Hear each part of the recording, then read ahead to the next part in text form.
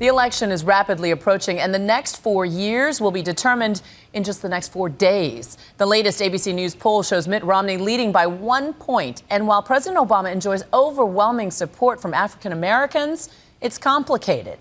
A new documentary series asks, will those same voters who propelled him to victory in 2008 turn out in force again? Here's ABC's Pierre Thomas for Your Voice, Your Vote. What he represented to a nation of kids were hope.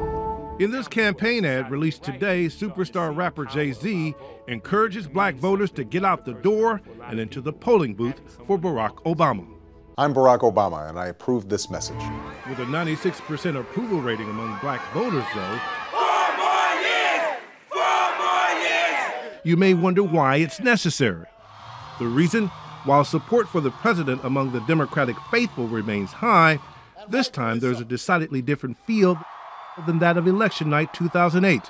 An historic moment for the country as a whole, but a particularly meaningful one in the African American community.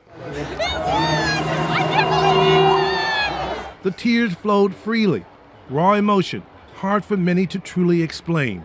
Thoughts of the legacy of slavery, Jim Crow, and overcoming, converging in one epic instant. My dad, he cried. My household was very emotional. My family got together and watched it. I called my pops. It was a day that he had never thought he'd ever see it, because I never thought I would ever see it. But it is now 4 years later, and euphoria has given way to the harsh reality of economic pain. And there are scars created by a divided country, still at times wrestling with issues of race. A new black entertainment television documentary series, Second Coming, peels back the layers of the devoted but complicated relationship black voters have with the president. Crime is rising. Is he doing a good job or bad job? He hasn't had a whole lot of time.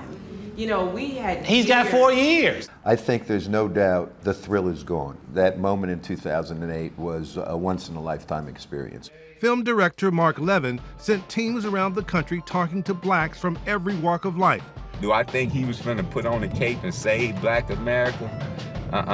There are frustrations, as blacks have been hit harder by the Great Recession than any other group.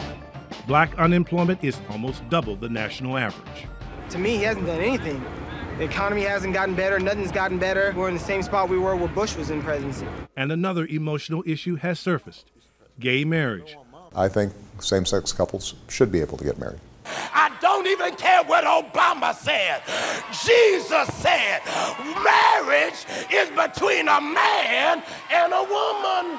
Reverend Dr. Jamal Bryant, the pastor of a large African American congregation in Baltimore, is among those profiled in the documentary. A fiery, charismatic speaker, he's among a new generation of black religious leaders diving into the political fray. This election has far-reaching implications. You part ways with the president on the issue of gay marriage. Yes, I'm against the president on that issue. But he still supports Obama. I think where it is that the African-American community and the black pastors have got to mature is one issue ought not be able to sever the relationship. Are you concerned that some of the black pastors are going to tell their congregation either stay at home or vote the other way? That's a very small minority, but the African-American community is not myopic in nature. We have more than one opinion. I think that those parishioners are still going to go vote, and in large numbers still going to vote for President Obama. ABC News polling suggests there has been no significant drop-off in black enthusiasm for Obama compared to 2008. You guys voting for Obama? Yeah! But aside from the usual support from blacks that Democrats depend on, the series reveals one additional motivation that the country as a whole may not be aware of. This president has a deep hatred for white people. This man hates this country. A simmering anger many blacks feel about how they believe the president has been treated. We seen that governor put her finger in his face. Right. When have you ever seen somebody do the president like that? I think it is the deep-seated racism that we have not yet confronted. There'll be people that hear that and will say, well, you know, there they go again. Yes. When you hear that mantra, let's take America back, what do you think they're talking about? I really think that they're saying, let's take the paradigm back to where it used to be, a good old boy system at the country club, drinking Arnold Palmers. If the filmmakers have tapped into black anger, they share it. Angry? Yeah, I'm angry about that. There's never been a president who has been treated as shabbily as this president. And they hope that anger will translate into heavy black turnout for the president. We got to shake every tree, break into every barbershop, yell from every church, November 6th, let's shut it down. It's got to be about the election. For Nightline, I'm Pierre Thomas, ABC News, Washington.